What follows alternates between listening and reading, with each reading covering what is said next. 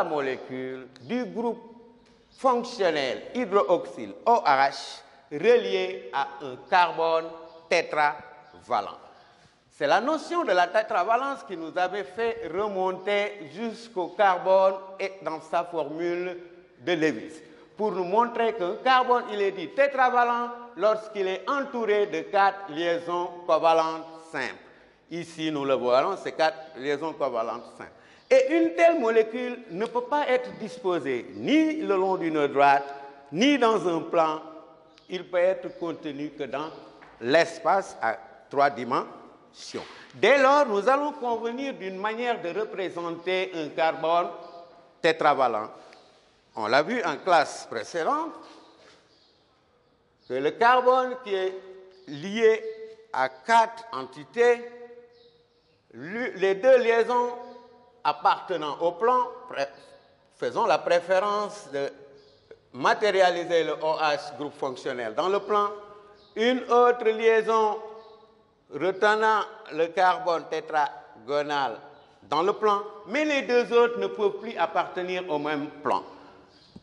L'une des liaisons sera retenue, l'une des liaisons sera une liaison devant le plan, qui peut retenir un H ou un carbone, et l'autre liaison manquante, il appartiendra à l'arrière-plan. Il peut retenir un hydrogène, tout qu'il peut retenir un autre radical que je peux appeler RP.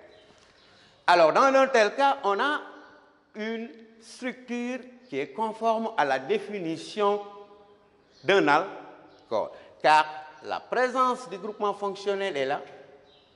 Un carbone tétragonal, c'est-à-dire un carbone retenu dans la molécule par 4 liaisons covalentes simples.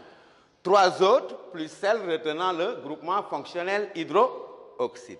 Donc, 1, 2, 3, 4. Quand un atome de carbone est retenu par 4 liaisons covalentes simples, il a une disposition spatiale et il sera dit pour cette raison un carbone tétragonal. S'il est tétragonal, il ne peut plus appartenir au plan. Il appartient à l'espace. Donc, nous retenons qu'en matière de définition, une molécule d'alcool est caractérisée par la présence d'un groupe fonctionnel hydroxyle noté OH qui est relié à un groupement alkyle. Ce groupement alkyle est forcément avec la présence d'un carbone tétragonal. Un carbone tétragonal est un carbone retenu dans la molécule par 4 liaisons covalentes simples. Et une liaison covalente simple s'obtient par la réunion d'une paire de liaisons entre 2 atomes liés. Cette paire de liaisons retient les 2 atomes de carbone contigus. Cette paire retient l'atome de carbone et l'atome d'hydrogène. Toujours lorsqu'on a une mise en commun d'une paire d'électrons pour en faire une paire liante entre 2 atomes liés, on appelle cela une liaison covalente simple. Alors, donc, on retient 1.1, la définition, c'est la présence du groupe hydroxyle caractéristique des alcools qui est relié à un groupe appelé groupe alkyle où il y a la présence d'un carbone tétragonal. En 2, donc, nous allons partir à partir de la définition de l'alkyle. Nous avons pu donner donc la formule générale. Donc, c'est une structure de la forme ROH, où R est un radical alkyle de formule générale CnH2n plus 1. Il est relié au groupe fonctionnel OH.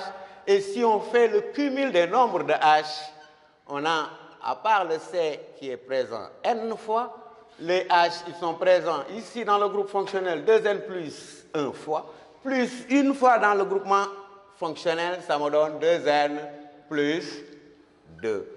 Et maintenant, il ne reste qu'à relier le O.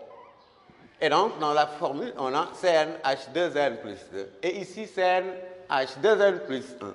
Et R ne fait pas le décompte à l'intérieur du groupement, mais c'est un groupement alkyle. Donc, ici, d'un alcane par perte d'un atome d'hydrogène pour rendre disponible la liaison qui aura à se lier au groupement fonctionnel hydroxyle. Alors, 1, 2, c'était la notion de définition, mais nous l'avions tantôt si bien dit qu'après la définition, il va falloir distinguer les classes des alcools. Nous allons avoir des alcools de classe 1, de classe 2 ou de classe 3. C'est fonction de l'atome de carbone auquel est lié le groupement hydroxyle. Merci. Mettons 1, 2. Classe d'un alcool. Chers élèves, pour la suite, je vous donne rendez-vous sur abc.sn. À très prochainement.